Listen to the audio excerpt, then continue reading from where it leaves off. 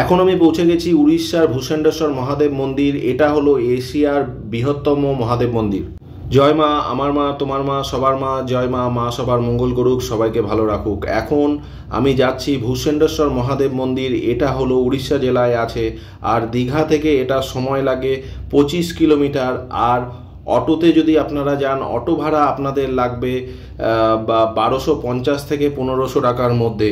সব কিছু আপনাদেরকে দেখাবো, সঙ্গে থাকবেন, সবাই মিলে বলবেন হর হর মহাদেব। এখন আমরা উড়িষ্যার একদম ভিতরে ঢুকে গেছি। আগে ছিলাম চন্দনেশ্বর মহাদেব মন্দিরের ওই দিকটা বর্ডার বলে সবাই মোটামুটি বাংলা বোঝে, আমিও মন্দিরে গিয়ে বাংলা বলছিলাম।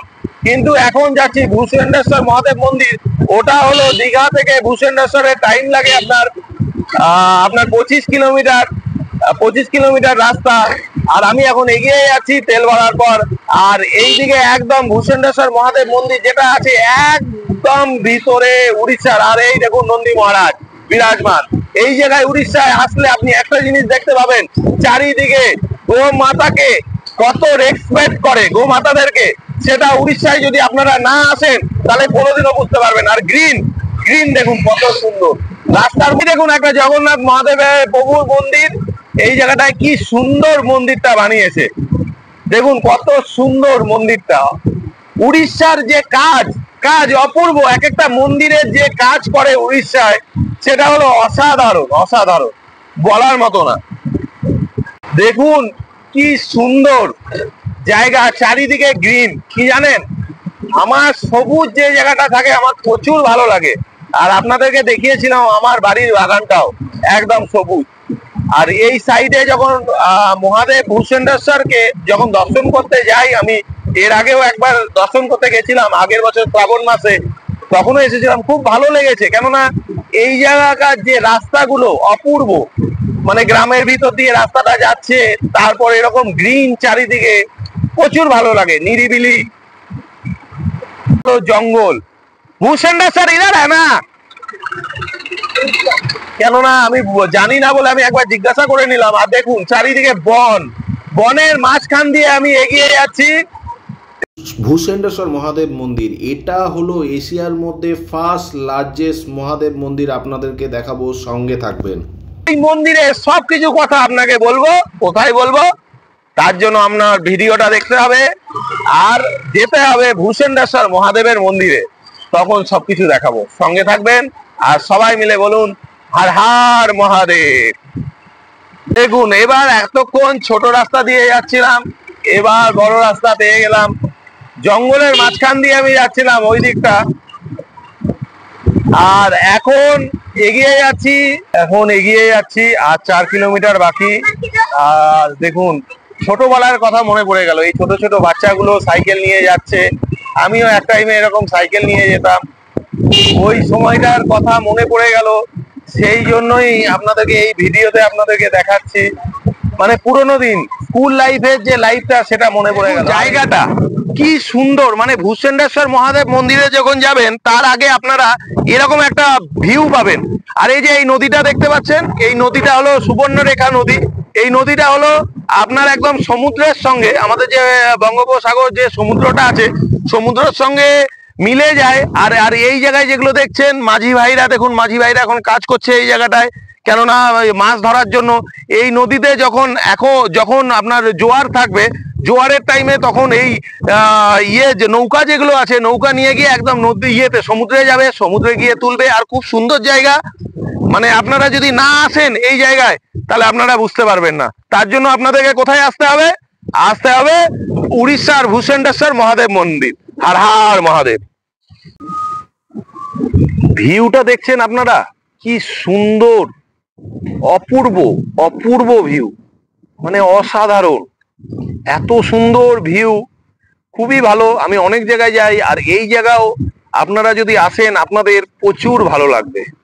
আর এটা আপনারা দেখতে পাচ্ছেন, এটা হলো ভেরি। চিংড়ির চাষ হয় এই জায়গায়, আর উড়িষ্যার ভাষায় বলে এটাকে দিঘি। এবার আমরা পৌঁছে গেলাম ভূষণ্ডেশ্বর মহাদেব মন্দির। এখন এগিয়ে যাচ্ছি। আর দেখুন কি সুন্দর পুকুরের মধ্যে শাপলা ফুল হয়েছে। আর এখন আমরা যাচ্ছি মহাদেবকে, ভূষণ্ডেশ্বর মহাদেব মন্দিরে মহাদেবকে পুজো দেওয়ার জন্য। আপনারা সঙ্গে থাকবেন, সবাই মিলে বলবেন হর হর মহাদেব। এবার আমি এগিয়ে যাচ্ছি পার্কিং এর উদ্দেশ্যে। এই যে সামনে যে জায়গাটা দেখতে পাচ্ছেন ওই জায়গাটায় পার্কিং আছে, ওখানে গাড়ি দাঁড় করালাম। এখন পৌঁছে গেছি ভূষণ্ডেশ্বর মহাদেব মন্দির, সেখানেই এখন আছি। এটা হলো মহাদেবের মন্দির। আর এই জায়গাটা যেটা দেখছেন, এই জায়গায় দোকান টোকান সবকিছু আছে। আপনাদেরকে যেটা দেখাবো, এই জায়গায় নন্দী মহারাজ বিরাজমান। দেখুন অনেকগুলো নন্দী মহারাজ আছে, একটা দুটো তিনটে চারটে পাঁচটা ছটা, দেখতে পাচ্ছেন। আরেকটা যেটা বলার আছে আমার এই জায়গায়, যে এই মহাদেব মন্দির বহু প্রাচীন, আজকের না, সেটা আনুমানিক কত বছর কেউ জানে না। যখন রাবণ যিনি ছিলেন, উনি হলো সবচেয়ে বড় মহাদেবের ভক্ত ছিল।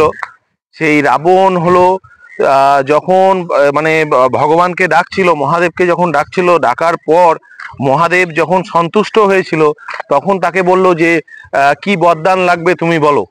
তখন ওই টাইমে মহাদেবকে তখন রাবণ বলল যে ভগবান তুমি কৈলাসে আছো, তুমি কৈলাসে থাকতে হবে না, তুমি আমার লঙ্কায় চলো।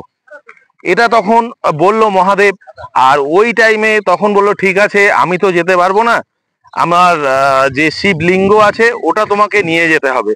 তখন রাবণ তখন কি করলো, সেই শিবলিঙ্গ যেটা আছে, শিবলিঙ্গটাকে নিয়ে যাচ্ছিল। নিয়ে যাওয়ার টাইমে তার প্রচুর জোরে বাথরুম পেয়ে গেল। তখন একজনকে বলল যে এটা ধরে আমি যাচ্ছি। ওই টাইমে যে স্থানে মানে রেখে দিয়েছে যে জায়গাটা, সেই জায়গা থেকে তারপর এত তার ওয়েট হয়ে গেল প্রচুর, সেই শিবলিঙ্গটার প্রচুর ওয়েট হয়ে গেল।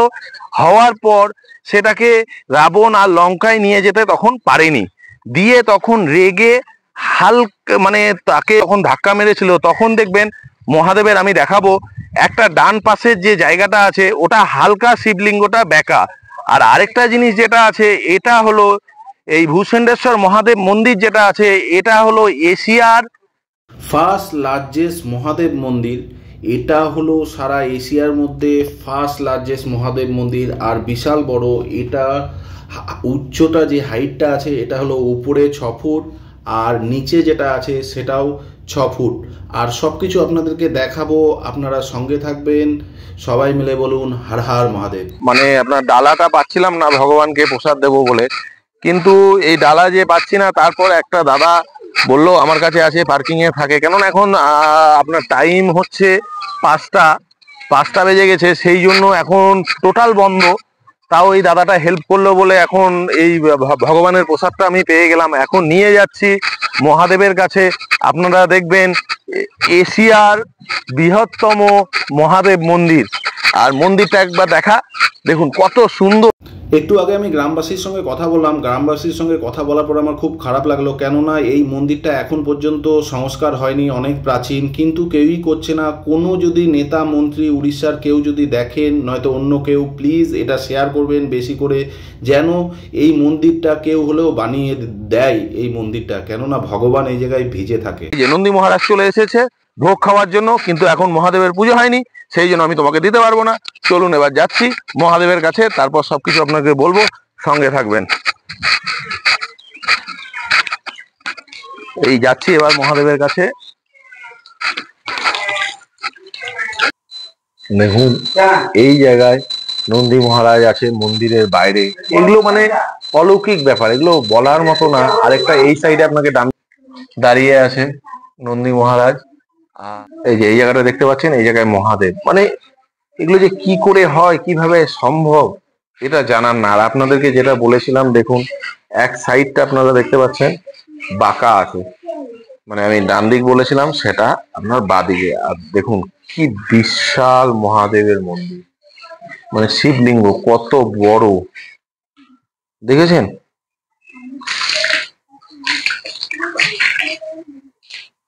সবাই মিলে বলুন হর হর মহাদেব। দেখুন মহাদেবকে অপূর্ব লাগছে, কি সুন্দর। আর এই পুরোহিত মশাই খুব ভালো, আমি খুব ভালো করে পুজো দিলাম। সবই ভগবানের ইচ্ছা, ভগবান যদি না চায় এত সুন্দর করে আমি কোনোদিনও পুজো দিতে পারবো না। তিনি আমাকে এই জায়গায় ডেকেছে আর তিনিই সবকিছু করে দিল। হর হর মহাদেব। হর হর মহাদেব। এবার আমরা যে ভূষণ্ডেশ্বর মহাদেব মন্দিরে এসেছি, সেখানে খুব ভালো করে পুজো দিলাম, ঠাকুর মশাই খুব ভালো করে দর্শন করা হলো, পুজো দেওয়া হলো সবকিছু। এবার আপনাদেরকে সবকিছু শোনাবো, এই মন্দিরে ঠাকুর মশাই আপনাদের সামনে বলবে, সঙ্গে থাকবে। হর হর মহাদেব। করার জন্য ও দূর দূরান্তের লোক আসে এখানে, এবং এটা পৃথিবীতে বড় মহাদেব। ওর নাম হচ্ছে ভূষণ্ডেশ্বর মহাদেব। হাইট হচ্ছে 12 ফুট, উপরে 6 ফুট দেখা যাচ্ছে, নিচে 6 ফুট আছে। প্রথমটা হলো চারকোণিয়া, সেটা 4 ফুট 2 ইঞ্চ। মাঝখানে শিব শক্তি, বিষ্ণু শক্তি, সেটা 4 কোণা 2 ফুট। আর সবার উপরেটা শিব শক্তি, সেটা 4 ফুট 2 ইঞ্চ আছে। আর মোটেইটা 12 ফুট 6 ইঞ্চ আছে। এবং এই শক্তির নিচে যে আছে শক্তিটা, এই শক্তির 36 ফুট গুলোই। ওরা ঠাকুর স্বপ্ন হয়েছিল 1924 সালে। আমাদের জেজেবাপা স্বর্গত বামদেব পণ্ডা, তারপরে আমার বাবা স্বর্গত রামকুমার পণ্ডা, আমার নাম হচ্ছে শ্রী অনিল কুমার পণ্ডা। আমরা 3 পুরুষ ধরে এখানে সেবা অর্চনা করেছি, এবং বহু দূর দূরান্তের লোক এখানে আসে। এবং এশিয়ার মধ্যে সর্ববৃহৎ শিবলিঙ্গ বাবা ভূষণ্ডেশ্বর, এর একটা কাহিনী আছে। ওকে কে নিয়ে এখানে এনেছেন? পৌরাণিক বার্তা আছে যে রাবণের মা নাম হচ্ছে নিকষা, মানে বালুকায় শিবলিঙ্গ স্থাপন করে আজকে পুরা পূজা করেন, কালকে সমুদ্রের ঢেউতে ভেঙে যায়। এই বারংবার হওয়ার পর রাবণকে বললেন, তুই তো ত্রিপুরা বিজয়ী, আমাকে একটা শিবলিঙ্গ এনে দাও, আমি পুজো করব এবং বড় মন্দির নির্মাণ করব। সেই সময় রাবণ তপস্যা করলেন, এবং তপস্যায় শিব সন্তুষ্ট হয়ে ওনাকে বর দিল যে কৈলাস থেকে যে শিবলিঙ্গ আছে একটা এনে তোমার মাকে দাও, তার মনস্কামনা পূর্ণ হবে এবং তোমার তপস্যা সিদ্ধি লাভ হবে। যখন শিব গিয়ে সেখানে পৌঁছলেন, ওনাকে বললেন, তোমাকে আমি নিয়ে যাব না। কোথায়? না, লঙ্কায় যে নিয়ে যাব। কি বলে যে আমি যে যাবো যে ঠিক যে তোমার সঙ্গে, কিন্তু একটা শর্ত আছে। নাকি? না, আমি যেখানে থাকবো সেখানে উঠবো না।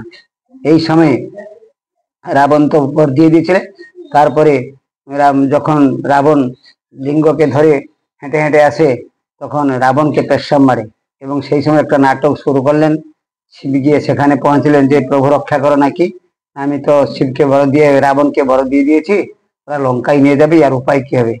সেই সময় বিষ্ণু বলে, তুমি খালি বর দিবে, আমার কিছু উপায় চিন্তা করতে হবে। সেই সময় একজন বালককে পাঠান গরু মানার জন্য, এবং গঙ্গা মাকে প্রার্থনা করলেন। এবং সেই সময় রাবণকে অজস্র পেশাব লাগে, টয়লেট। সেই সময় ঠাকুরকে ধরে তো আর পেশাব করতে পারবে না, জঙ্গল মধ্যে হেঁটে হেঁটে চলেছে। তখন একজন বালক গরু মানাচ্ছেন এখানে, গাই চড়াবেন। সেই সময় বালককে বললে, তুমি ঠাকুরটাকে ধরো, আমি একটু পেশাব করে শৌচালয় তোর কাছে নিব, কিন্তু মাটিতে আর রাখবে না। কিন্তু সব কথা বললে না ওনাকে। সেই সময় যখন রাবণ পেশাব করে শৌচালয়ে আসে, তখন মাটিতে রেখে দিয়েছে। আর সেই সময় আছে, এটা বলা যায় ত্রেতা যুগের ঠাকুর। এটা ত্রেতা যুগের কাহিনী, এখনকার নয়। এক লোক দেখেছে 150 বছর মতন আগে। তারপরে এটা একটা মন্দির ছিল। যখন 1947 মସିহায় যখন ভারত স্বাধীন হলো, তার আগে মন্দির ছিল না, জঙ্গলে ঠাকুর পড়েছিল হাজার হাজার বরস। তারপরে একটু 1984 একটা মন্দির কংক্রিট হয়েছিল, তারপরে ভেঙে গেল। এই 2000 থেকে আমাদের যে এমএলএ আছে, বিধায়ক এবং মুখ্যমন্ত্রী আছে, এটা বড় মন্দির জন্য প্রকল্প করেছেন, মানে ভব্য মন্দির। এই মন্দিরটা করার জন্য 50 কোটি টাকা খরচ হবে।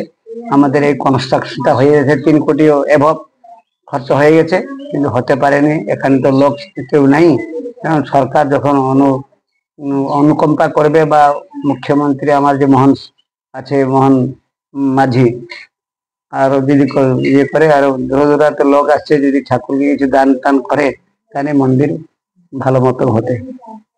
ধন্যবাদ ঠাকুর মশাই, খুব ভালো লাগলো আপনার সঙ্গে কথা বলে, আর অনেক কিছু জানতে পারলাম এই মহাদেবের সম্পর্কে।